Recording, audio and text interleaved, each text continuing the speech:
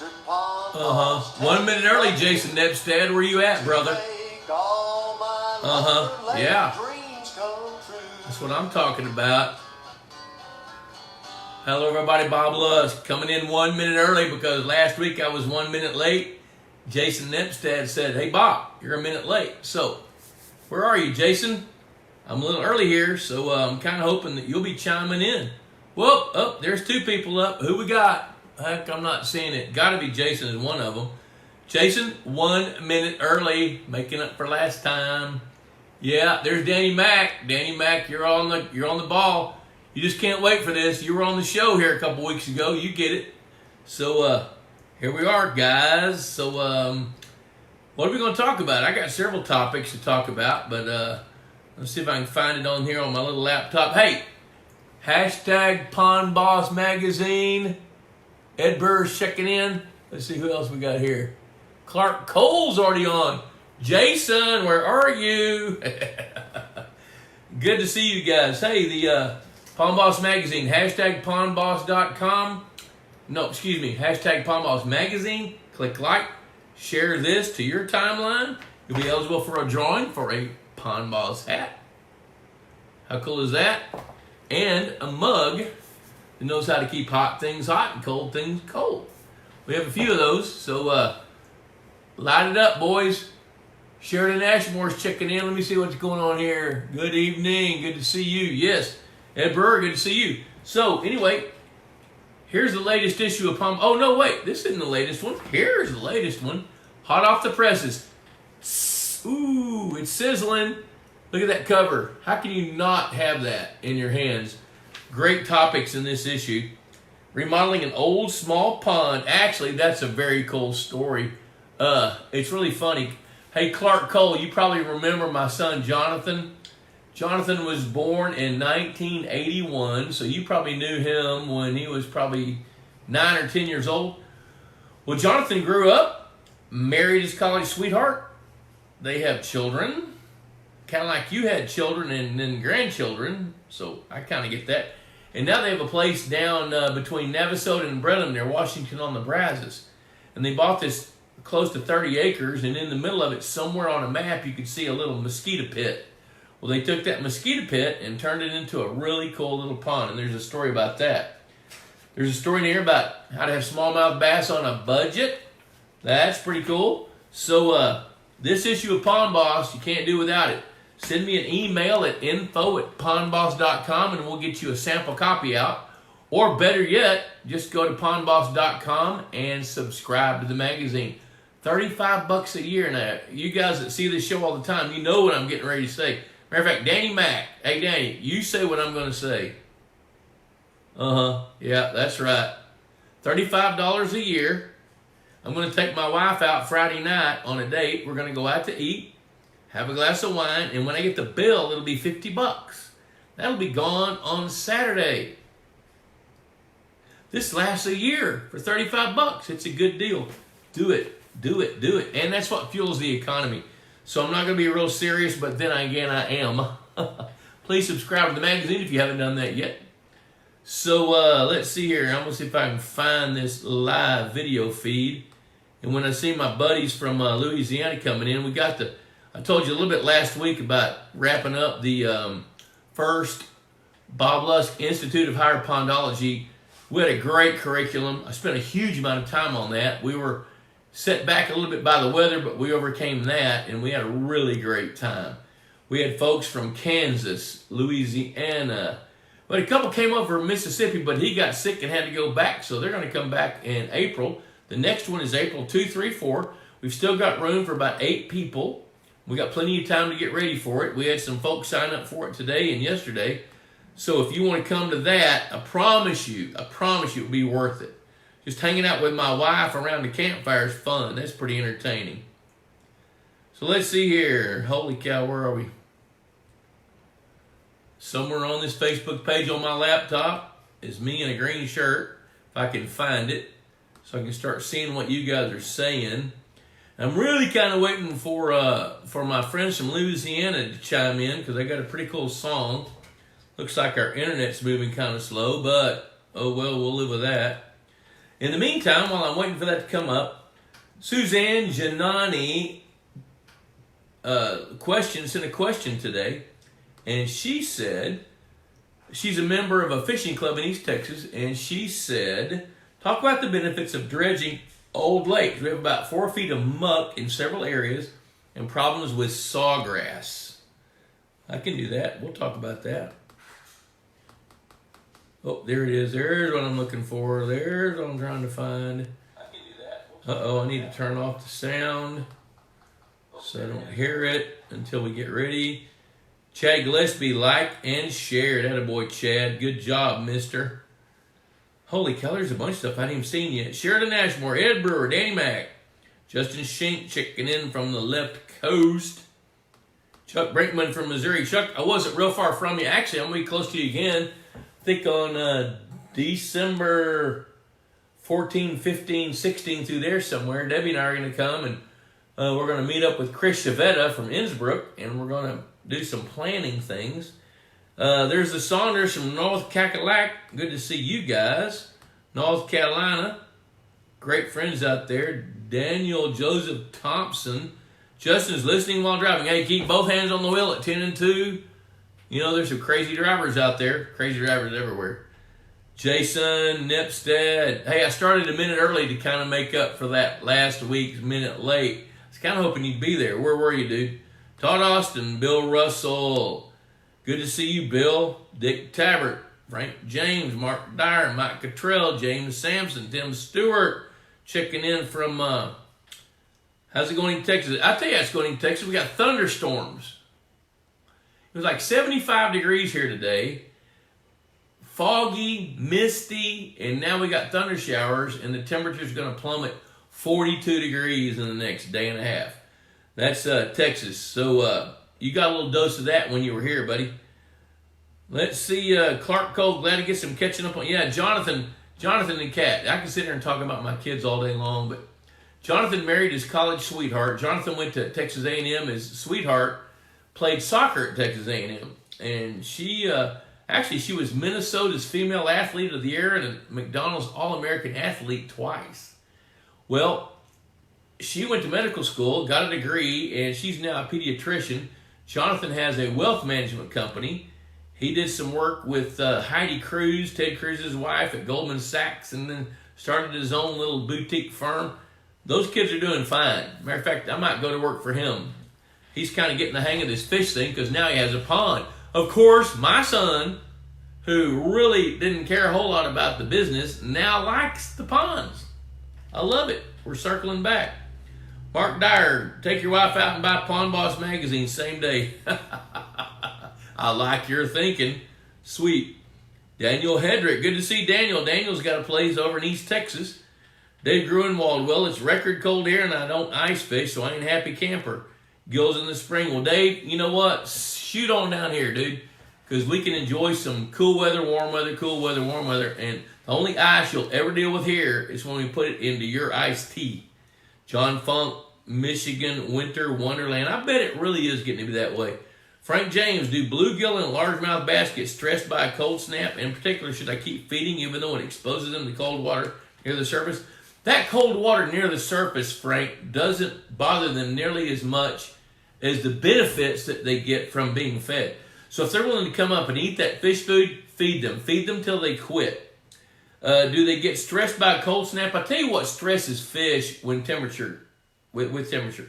It's when you get rapid rising of temperatures, rapid fall, rapid rise, rapid fall. When you get a couple of those back to back, the fish are more susceptible to one of the parasites like ich, I-C-H. Look that up. I can't spell it, but I can tell you about it. There's a parasite that attacks fish called ich. You see it in aquaria pretty often. And it's triggered by temperatures dropping and then rising and then dropping again. That's what triggers it. So if the fish are healthy, the water's happy. Where's Dave Weber? Hey, Dave, are you listening? Happy water, dude. So as long as your water's good and healthy and clean, the biggest risk of that rapid fall and drop and fall is some disease like ich. But if you feed the fish and they'll eat the fish food, that kind of helps mitigate that risk because they're healthier, because they have better nutrition. All right, Chad Gillespie liked and shared. Attaboy. Hi, John Funk. High temperatures in the 20s. Layer up. More clothes. All right, there's John Wilson checking in from Ohio. Let's see, James Sampson. I need a free sample of the magazine so I can see what it's about. Dude, we're all about free. info@palmboss.com. Send us your mailing address, your social security number, your credit card. No, I'm kind of kidding. Seriously, we will send you a sample copy of the magazine. And if you don't like it, don't ever come here again. No, really, you'll love it because it's full of nuggets. As a matter of fact, I posted on the Pond Boss forum earlier today about some ponds that we've analyzed that I've managed for years and years and years. The owners got a little older. They quit managing the property, and then they sold it to somebody about, 7 or 8 years after they quit managing it. And these folks really want to ramp it up, make it nicer. So the bottom line is one of the owners of that property, that when they sold it, was a charter subscriber to Pond Boss, and I use his quote all the time. Mac Turner from Dallas, Texas. Mac, I don't know if you do Facebook, and if you don't, that doesn't surprise me. If you do, it really does. But what Mac said was every issue, he says, there's been several times I was going to let my subscription lapse, but I didn't, because every issue I get at least one nugget. Well, I'm going to tell you, this issue's got 6 nuggets. Might have 100 nuggets, depending on how much you know. But yes, we'll send you a sample copy. Chad Gillespie says, the fish are still eating, but they're slow to come up and not very active during this cold snap in northeast Mississippi. Yep, that's pretty normal. But you know what? Even though they're a little bit sluggish, as long as they're feeding, give them the food. Especially in Mississippi. Justin Schenck is the crazy driver. All right, mid-80s in Florida for Tim Stewart. Wish I could feel bad about that. Mark Sanders checking in from Tyler. Hey, Mark. Good to see you, buddy. Leanne's checking in. She's kind of keeping tabs on me. Dick Tabbert, 31 this morning. Enjoy your weather. We're doing that. Hey, there's Lydia Jacobs North. Good to see you, Lydia. I kind of lurk on Facebook, and you show up on my news feed pretty often. I love to read what you do. Let's see, John Henry. Hey, Bob. Good to see you from Palestine. Hey, Lydia, I've been talking to a guy from Palestine that is a nurse practitioner, and he just built a 2-acre pond, and he just found Pond Boss. So he and I have been talking back and forth. I've talked to him on the phone a couple of times, and he's already built the pond. It's raining and filling up, but he had no idea what to do about habitat. So he's trying to catch up. He's buying the 8-ball, so to speak. So he's trying to get it going. Tim Stewart, I think I'll dig another pond for raising tilapia for the table. I've caught over 40 of them in a little pool in the canal behind the property. Never mind. Might just go back there to... Yeah, you know what? Hey, honey on top of tilapia is pretty good, buddy. Let's see. Frank James, thanks. Sure. Susan Giannani. Hi from Rock Falls. Hey, Susan, I'm going to talk about your question here in just a second. Holy cow. Chris Horsley, I'll send you a question later. Yeah, please do. Chuck, how about catch and release during cold temperatures? Does this... Oops, it just scrolled past me. Let me go back.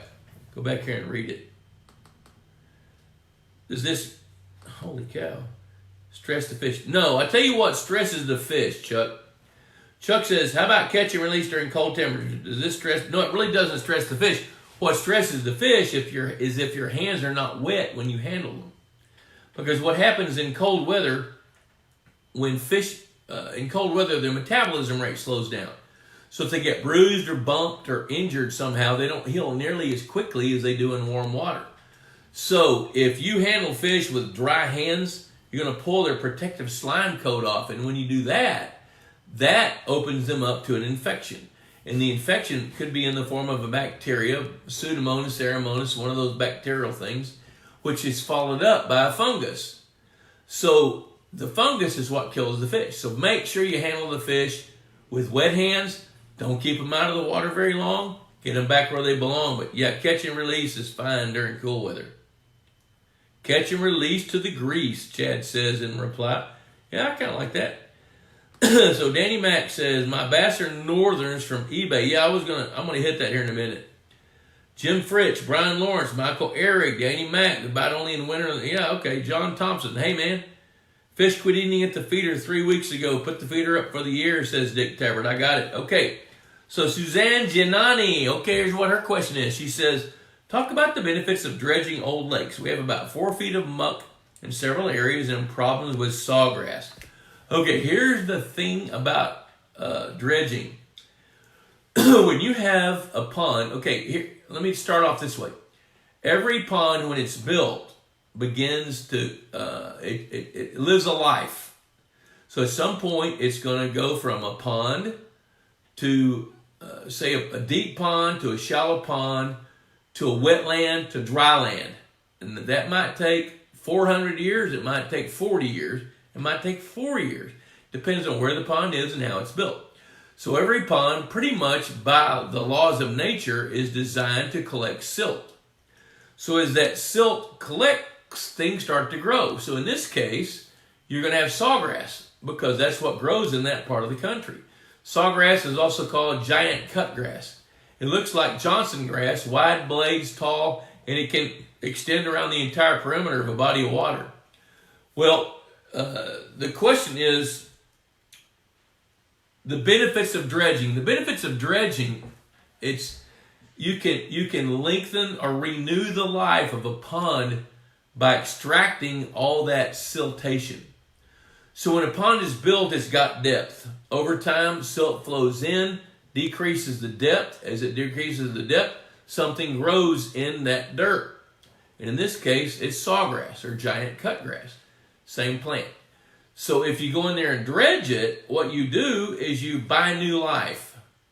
You buy new habitat. You buy new volume. That's a big deal sometimes for a pond. The water volume is oftentimes valuable. When you've got a pond that's only 2 feet deep with 4 feet of silt, imagine extracting that 4 feet of silt and now you got 6 feet of depth. That's water that's opened this brand new habitat for other fish and other plants and other whatever lives in the water. Now here's the downside is it's expensive.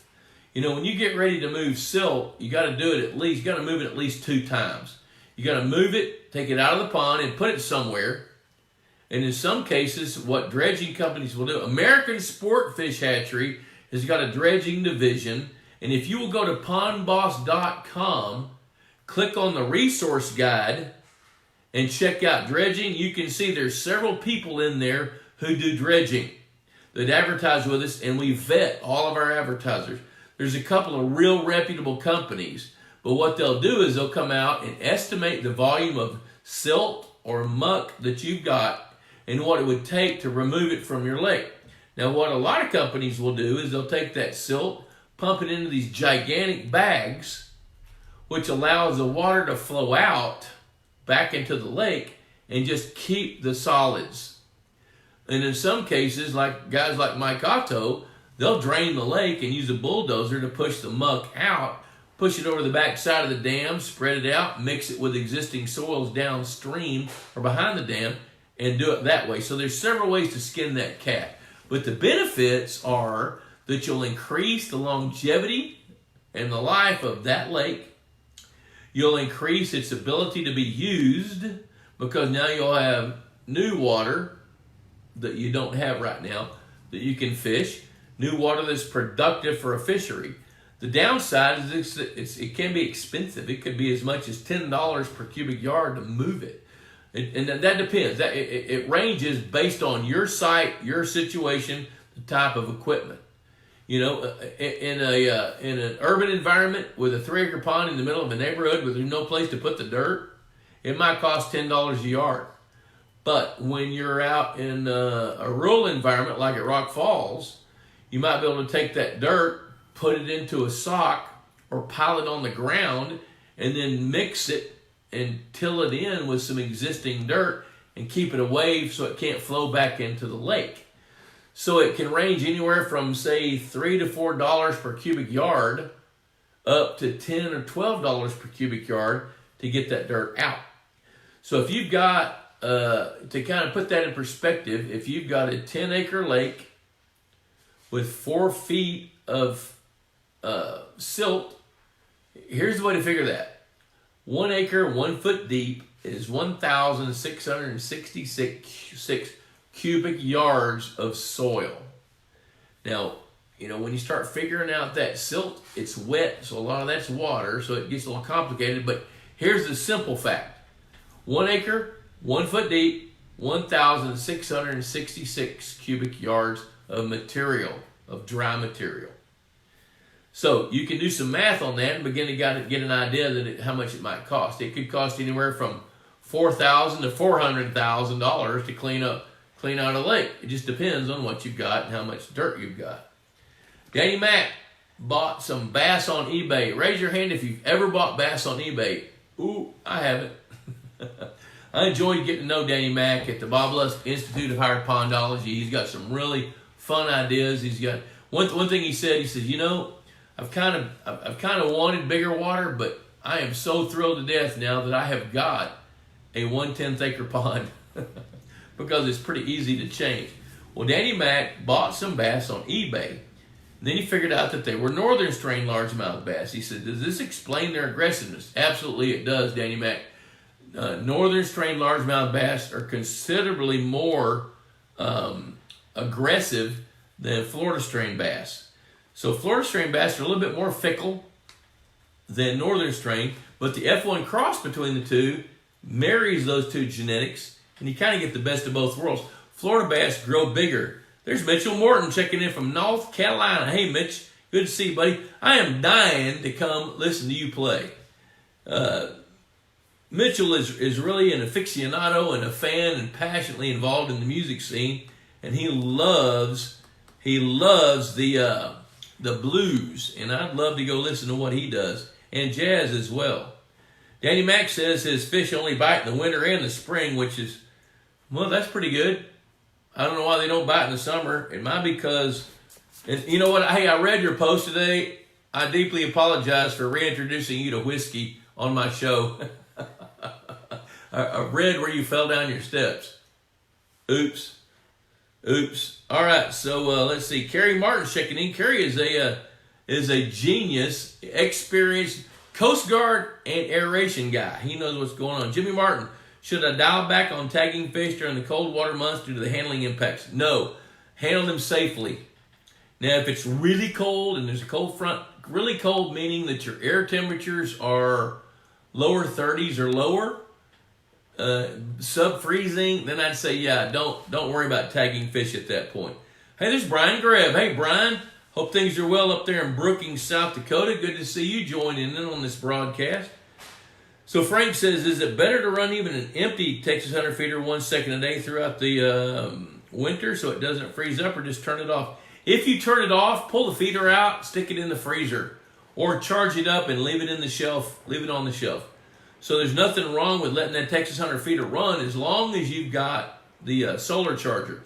However, it's a machine. It's like a fish. It's got so many heartbeats. A machine has got so much it can do with its motors.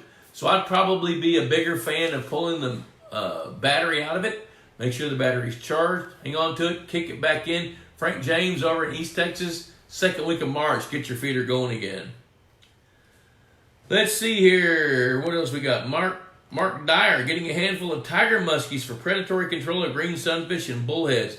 What measure, if any, are needed to properly acclimate or introduce them to the new water? Temper them very well, because you're going to be getting these little hammer handles about 12 or 13 inches long. Just make sure they get acclimated from the water they are in to your water. Now, if your water is acidic, tannic, take a little bit longer. Here's one of the secrets. If you're getting them in plastic bags, fill the bag up about half full with water from your pond. Dump some water out, do it again. Dump some water out, do it again, and release them. Don't take too long. Exchange water. You want your temperatures to acclimate. You want to get the chemistry to acclimate, and then release them fairly quickly. But what you don't want to do is you don't want to go from 10 or 15 degrees cooler water to 10 or 15 degrees warmer water. You want to make sure the temperatures are close and acclimate them to the water chemistry. There's Matt Hines. Hey, Christopher Aguilar. I got something for you in a minute, buddy.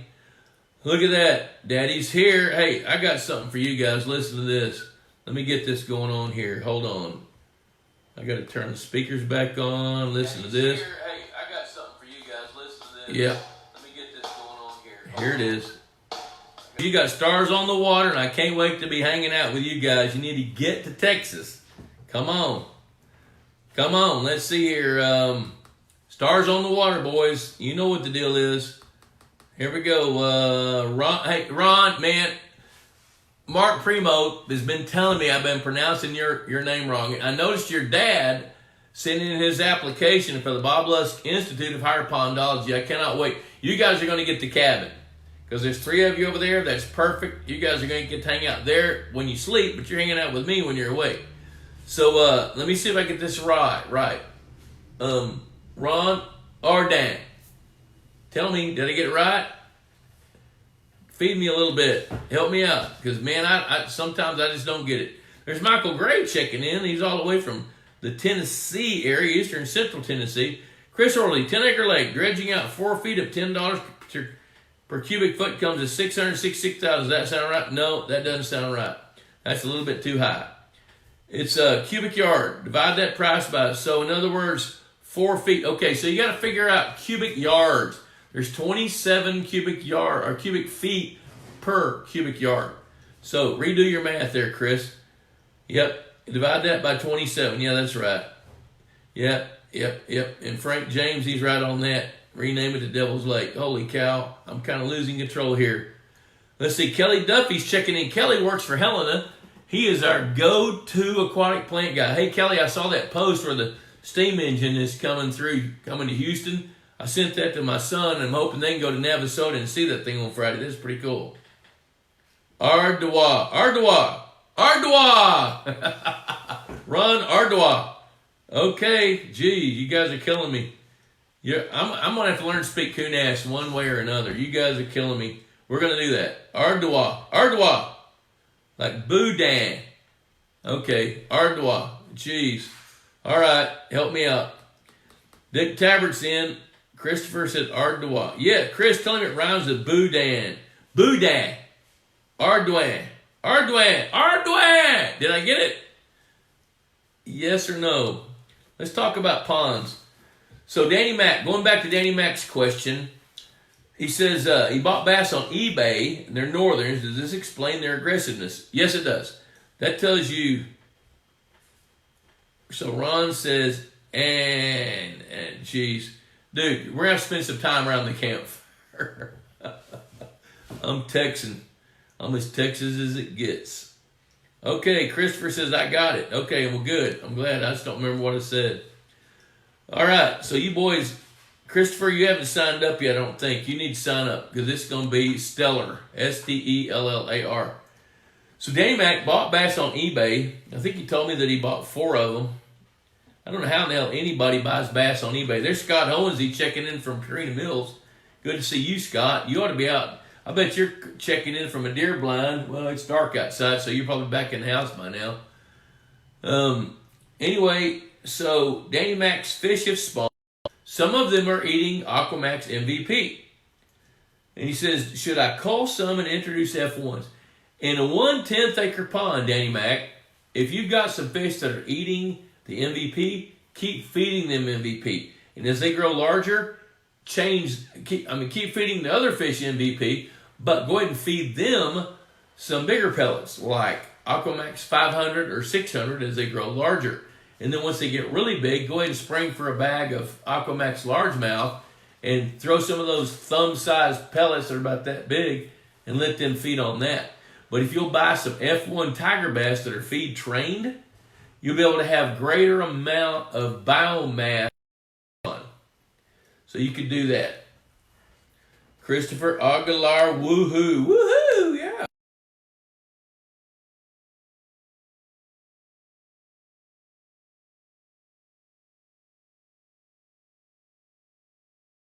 Anna, I need to hear some more from Mississippi. What's happening in North Carolina? We got 3 guys from North Carolina. Danny Mac says, should I add F1s next spring? Yes. Do it next spring. Don't do it now. wait until I'm going to tell you where you are. Danny Max is San Antonio. So San Antonio, I'd say do it around the second week of March. That would be a real good time to do that. All right, Tim Stewart said, the pond I drained, cleared out, lined, refilled, and restocked is somewhat murky. When you say lined, did you line it with plastic? With a plastic liner? And the thing, here's what I love about Tim Stewart, guys. Ever listen to me. Tim Stewart is 25 years old. He's in the apiary business. He leases bees to the almond growers on the left coast. Then he takes those bees and sells them when they're finished. Then he creates more hives and gets ready to do it again. That's why he's located in Florida. But he's such an ardent pondmeister that he's got a couple of ponds on this property that he recently bought in Florida. So he comes to the Bob Lusk Institute of Higher Pondology, which if you haven't signed up for that yet, you need to. Send me an email at info@pondboss.com. I'll give you the details. And then he decided he was going to drain a pond. Well, that sounds easy. And I can't imagine Tim seeing anything and looking at it as hard. But draining a pond and getting the fish out, that's not the easiest thing on the planet. He sent me some pictures earlier this week where he had drained his pond and showed me pictures of fish. He had everything from Mayan cichlids to walking catfish, although I didn't see pictures of those. I guess they left. To some different types of fish, species of sunfish. He cleared it out, lined it, refilled, and restocked. It's murky. There were patches of clay in the soil. It's starting to clear out now. It was fascinating to see areas of tannic, murky, and clear water flowing into the pond. So basically what he's saying is when he pumped it out, cleaned it out, got the fish out, that the water table is now filling the pond back in. And what he's seeing is different colors of water based on the water table that's refilling the pond, which that's pretty dadgum interesting. Christopher Aguilar, yep. We need to hook up for lunch. I'm all in for that. Mike Rosa, good to see you. Tim Stewart, lime. Lime is a good idea. Lime is a real good idea. All right, let's see here. Oh, you limed it. Okay, got it. Oh, you limed. Okay, I got it. Okay. He drained it, cleared it out, limed it, refilled it with groundwater coming in from the soils around it, and restocked it, which I think you restocked it by catching some bluegills in one of your other ponds, and hopefully you're buying some bluegills from a hatchery and some other fish. So basically what you've done is you've extracted all the fish, started over with a brand new pond with brand new fish. That's good. And it's pretty interesting to see tannic, murky, and clear water flowing in, which suggests that the water tables might be a little bit different. Here we go. So Ron says, I know fish slow down hitting floating fish food during the winter, but can we still feed a sinking pellet that would be effective through the colder months for our brim? I'll tell you what I would do, Ron. Or Dwayne. Oh, maybe I'm getting closer. I would feed MVP. Don't switch to a sinking pellet because there's the only really species that will pick up feed off the bottom more than anything are going to be catfish. Bluegill will. However, if you're feeding MVP, it's sinking through the water column slowly. Higher protein, better feed, smaller pellets. So if you'll feed MVP, it's likely that your bluegill are going to get it. So that's what I would do there. Danny Mac said, oh, look at that. Danny Mac's got my back. Thanks, Danny Mac. Got my back. MVP is good for that. Some pellets float, some sink with several sizes. That's absolutely right. So that's why I would choose that fish food. So, holy cow, it's 7:04. You know, be sure, look at this, brand new Pond Boss magazine, $35 a year. If you don't have a copy of this, send me an email. We'll send you a copy. And then I expect you to subscribe to it. That's what fuels the economy so that we can do these broadcasts. That plus sponsorships from Purina Mills, Texas Hunter. I haven't seen Chris Blood yet, but I bet you he'll chime in here in a little bit. I noticed that I got a text from Chico earlier. Mike Garcia, he's going out to dinner. He said he'd be looking in here a little bit. Chico will share it to the Keep Austin Fishing Facebook pages. So, let's see. Okay, my wife just texted me. I'll have to get her later. I guess she's not watching the show either. Danny Mac disappeared and just joined again. Been talking about you, brother. So, $35 a year, Pawn Boss. Hashtag Pawn Boss Magazine. Click like. Share this to your timeline. You're eligible for a drawing for a Pawn Boss hat and a Pawn Boss mug that knows how to keep hot things hot and cold things cold. There's nothing in this one. There should be, but there's not. Look at that. Look what Christopher says. Pawn Boss makes a good and easy Christmas gift. You know what it really does? For if you have a friend or a neighbor or an estranged wife, or he didn't really say that. If you've got somebody that has a pond or a lake or land and wants to build a pond, Pawn Boss is an outstanding Christmas gift. It's a gift that keeps on giving. So, $35 a year. Inside, there's a little coupon that tells you how to do it. There it is right there.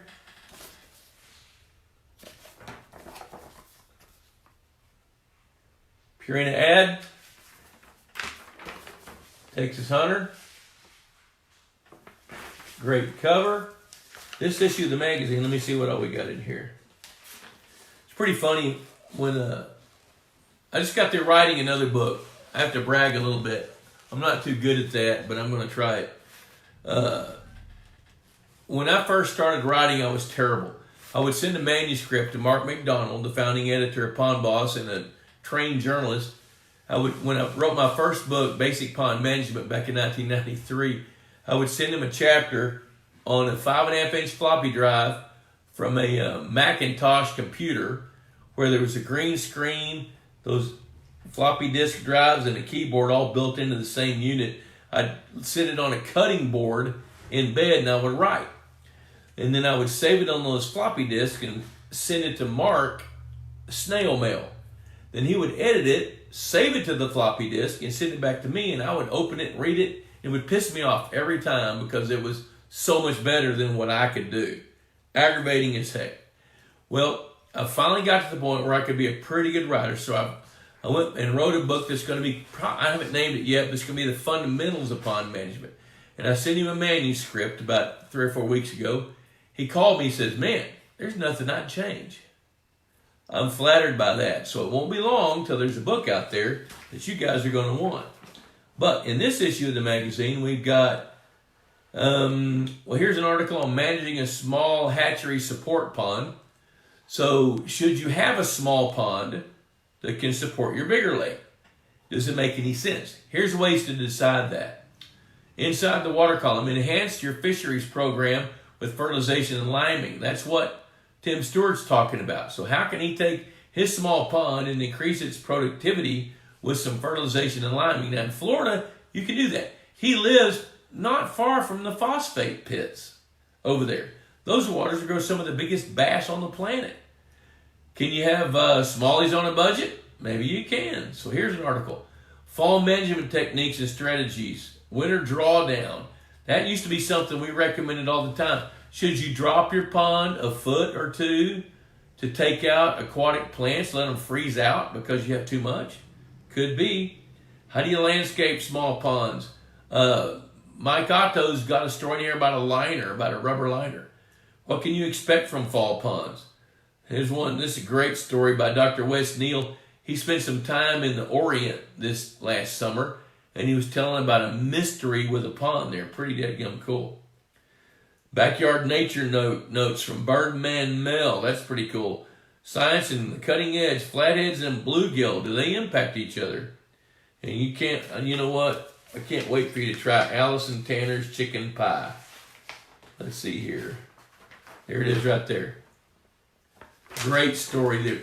One of the things that Pond Boss amazes me because a lot of our very, very best friends have come from Pond Boss. Dr. Dave Willis became my very best friend. He found the Pond Boss Forum in 2002 or 3, and we became great, close, best friends. You know, Bruce Condello, Lincoln, Nebraska. He found Pond Boss. We became friends. Debbie's climbing on a plane tomorrow to fly to St. Louis to hang out with Tanya Red. John Red started Outdoor Water Solutions, the windmill aeration systems. You know, and so on one of our Pond Boss World Tours, we went through Georgia, met Johnny Tanner and his wife, and they introduced us to some cultural things we've not seen, like cat head biscuits. You ever heard of those? And Allison's great chicken pie. Well, every time I'd ever had a chicken pie, it was made by Banquet, came out of the freezer from the grocery store, and it was about that big around. Well, Allison made some really cool pies. So let's see here. What else we got going on here? Yes, Christopher Boudin is a great Christmas gift, but so is Pond Boss Magazine. Tim Stewart, no, those fish weren't in there, only warmouth. Okay, yeah, that's right. So when Tim drained this pond, all he had was warmouth. So how does that happen? You know, that's got to be an accident from a flood, and the warmouths were the only fish that were able to get in there, so they established, and they could eat bugs, and that's it. That's all they could make a living with. So now he's drained it, got the warmouth out, letting it fill back up, limed it, stocking sufficient in there that he wants. Those fish were from the canal. So far I've caught bluegill, warmouth, Mayan cichlid, green sunfish, tilapia, gar, and largemouth in the canal. That's why they're in the pond, because they came from the canal. The idea behind this small bluegill pond is to raise them to restock the larger pond after I get rid of all the fish in it. I'd like to be able to restock fish that are already ready to spawn. Should I introduce a largemouth bass after I see that I've had some successful reproduction to cull some fish that others can grow? It depends on how big the bass are. I'd let some of those bluegill, I'd feed them, let them start to grow, because a 12-inch bluegill a 12-inch bass can eradicate those bluegill shortly after they're hatched. So here's one of the principles of pond management and fisheries management. One thing you got to remember is there's two concepts I want to drive home with this right here. There's a concept called plasticity. So Tim, let's say, and everybody listening, let's say that there is bluegill hatches and you get 10,000 babies hatched in a half-acre pond. Of those 10,000 babies, about 3,000 of them will be able to adapt and adjust to that body of water and what it has to offer. Of those 30%, there'll be about half of those that will have the propensity, if they get the opportunity, to really thrive and grow to larger sizes. So here's your answer. Once your bluegills hit about 3 inches long, then stocks a couple of 10-inch male largemouth bass in there to feed on the other fish. And that will give your best of the best a chance to really excel. Now, another tool that you've got with a small pond is when you start to feed those fish, you're going to feed them into a corner where you can actually buy yourself a seine from Memphis Net and Twine Company in Memphis, Tennessee, to where if you want to catch a bunch of those fish, harvest them, and cull by hand, you can do that. And I would encourage that. I think that's a good idea. Let's see here. Let me see here. I currently have the big biofilter flowing 45 gallons per minute and a fish feeder set up, so I'm trying to maximize the productivity of this thing. Okay, so here's what you're going to see, Tim. You're going to see the best of the best perform with plasticity in mind for that pond. That pond is going to give those fish that prefer that environment the best opportunity to excel. Feeding them is going to enhance that. Moving the water through a biofilter is going to help make your water stable and happy. So just by doing those two things, you're going to give some of those fish the opportunity to really thrive. So I think I like that. I like that idea. Okay, so Susan says, Bob, do you anticipate that we would save money on lime and forage fish if we dredged part of your lake? Any other benefit of dredging? Would you save money on lime? You would not save money on lime. But lime doesn't cost much. You know, by the time you put lime in there, let's say that you take out, let's just say, just for the sake of argument, you take out 20 acre feet of silt. That's about $50 worth of lime that you're going to spend more. But that's nothing. Would you save money on forage fish? Yes, you would. You'd save money on forage fish because what you do is you would create more more available productive water to grow more of your own bait fish. So I do think it's a fair statement to say you wouldn't save any money on lime, but by dredging to create better habitat, deeper water, fresh areas for more fish to be able to grow, that is definitely a benefit of dredging. Let's see, Matt Hines, what relative weight should I target to harvest bass? That's a great question. Matt, I'm going to tell you this. A relative weight of 90, the fish can make up that loss in a short period of time. But fish much below a relative weight of 90, they're going to have a hard time making up. So if you've got relative weights of 85 or 80, those fish need to come out, no matter their age. They've lost a significant amount of weight, enough that even if you did everything perfect to make them grow, they've lost enough potential on the backside of their life. So let's see here. We just lost our internet, it says. Looks like we're still going, though. So Kelly says, a winter drawdown likely only helps with a few plant species, and even then, only when sustained freezing temperatures occur during the drawdown. Either way, a drawdown generally won't impact the seed bank left behind.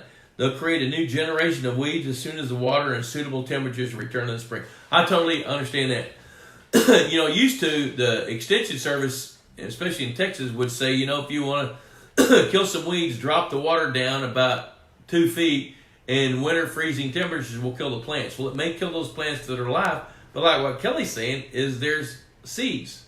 American pondweed has seeds. Bushy pondweed has seeds. Rhizomes. So all you're doing is mowing the grass just as though you were going to cut it down, with a weed cutter or a rake. And I'll never forget, I had a guy from Childress, Texas one time, which is right on the edge of West Texas, enough where it rains just enough, but sometimes not enough. And I told him, if you want to kill some of those plants, he had a really dense growth of bushy pondweed. And I told him, if you draw the pond down about 2 feet, then that bushy pondweed and Childress would die back in the winter, and you won't be spending money on herbicides now, although it'll probably grow back next summer. He looked at me like I just gut shot him. And he said, son, you're telling me to pull water off my pond? Don't you know what a drought is, boy? And I said, ooh, okay, whoa, hadn't even thought about that. Because he said, telling me to bring water off my pond might be the same as rustling cows. They hang people for that. So in some cases, the water has much greater value than what you get by drawing it down to let some plants die. So I wouldn't do it most of the time. Now, if you got a whole lot of shallow water and you live in the Midwest or the North, and you've got Eurasian water milfoil, or you've got curly leaf pondweed or something, and your soils can freeze down 10 or 12 inches deep, then it might be a viable choice. But I'd rather talk to you about it first. Kelly's right on. Chris Horsley, last Sunday, a friend told me about putting redfish in freshwater ponds and lakes. Have you ever heard of this? Yes, I have. Redfish don't like cold weather. So down around San Antonio, Lakes Browning, and there's another one I can't think of. Kelly probably knows it. Chris Blood would know it if he chimed in. They'll stock redfish in there because they can cross over from saltwater to freshwater as long as it's warm. So temperature is a restriction for redfish, a real big restriction. Let me make sure I got everything here that everybody's talked about. I've handled the dredging question, I think, well enough. Suzanne, glad to hear from you. So, redfish in private ponds is a Calaveras. There it is. Kelly's on it. Browning and Calaveras. That's it. Those are two power plant lakes, by the way, where the water stays warm year-round enough that redfish can thrive. Because in the bay and along the Gulf coastal region, redfish migrate based on the temperature. They don't like cold. So if you're going to put them in freshwater ponds, you better be able to deal with the cold weather, or they're not going to thrive that much. I'm starting to get kind of hoarse, so I'm about ready to wrap it up here. And my wife keeps texting me about supper. And I guess you forgot that I'm doing a broadcast tonight. Let's see here. Robert Dyer says, as I was preparing to ask the question, how much can I expect a tiger muskie to grow in a year? When you buy those hammer handles that are 10 to 12 inches long, I would expect them to be 18 to 20 inches by the end of the first year, especially when they've got food they can eat, like the green sunfish and the bullheads. Now, one thing about tiger muskies, they're not picky. They're going to live in shallow water, in vegetation, purely as an ambush feeder. And when they eat, they're going to eat big. Even a 12-inch tiger muskie can open its mouth that big around. So if a bass swims by that it can eat, it's going to eat it. So let's see. I received a phone call from the University of Nebraska asking to update my information and for a donation. I asked the young lady what her major was. She said it was fisheries and wildlife. I told her about Pond Boss Live questions and answers. Pond Boss Magazine, she said, in our classes they have a lot of local experts come and speak. We should nominate Bruce Condello. Well, Bruce went to Nebraska. I think he's missed one Nebraska football game in 43 years. Thanks for sharing that stuff. That's great. Man, super. Robert, appreciate you being a fan, buddy. Thank you. So John Shepard, been battling water shield for a few years, now trying to establish habitat for fish. Is there such a thing as a non-invasive lily pad or water plant? Yeah, there is. If you buy some of the water garden type plants that you can plant in a container that don't invade, really the water shield's pretty invasive. Frog bit's invasive. Pennywort's invasive. Fragrant white water lilies are invasive, but there are others that aren't. You just got to shop around for them. A lotus, invasive. But yes, you can buy some lily pads. They're not quite as invasive. Arrowhead's not invasive. When you start talking about these plants, most of them are emerged plants, the ones you're talking about, that grow in fairly shallow water, meaning less than 3 feet deep, or from the shoreline out. So yeah, there are some. Look at some of the night blooming lilies. Look at some of the water garden lilies. Look at Louisiana irises, although they're going to grow more peripheral wise. Some of the different reeds will grow in shallow water. But look at some of the ornamental lilies. That's what you need to look for. Kelly Duffy says, and redfish can't spawn in fresh water. All right, kids. Thanks for checking us out. I'm going to go ahead and sign off. It's 7:22. And my throat is getting a little bit raspy. And it's raining outside with a little bit of thunder. And my wife is checking out and wanting to know if I want to come to dinner. So it's kind of hard to go spend $40 on dinner. Or $35 a year for Pond Boss. $35 a year. Pond Boss, you need to do it. What's bad about water shield that makes it invasive? It grows fast and it covers a lot of territory. Water shield can expand. It can grow out over water that's 4 or 5 feet deep, and it doesn't take it long. So just the rate of growth, Micah, is what makes water shield invasive. So hey, $35 a year, pondboss.com. Thanks to Kelly Duffy for joining us, Carrie Martin, John Wilson, all you pros out there. We've got a lot of celebrities watching this show. I deeply appreciate it. Some big dogs in our business. And thanks to Purina Mills for sponsoring this show. Thanks to Texas Hunter for sponsoring the show, and Outdoor Water Solutions. I'll see John Red in a few days. Debbie's going to see him this week. So we'll have some more things coming up next week. If you have questions, send them to me. Jacob West, you're signing in as I'm signing off. So thanks for joining us, guys and gals. Appreciate it. If you got questions, send them to me at info@pondboss.com. We'll answer them for you, and we'll address them on this show. So until next Wednesday, thank you very much. Adios.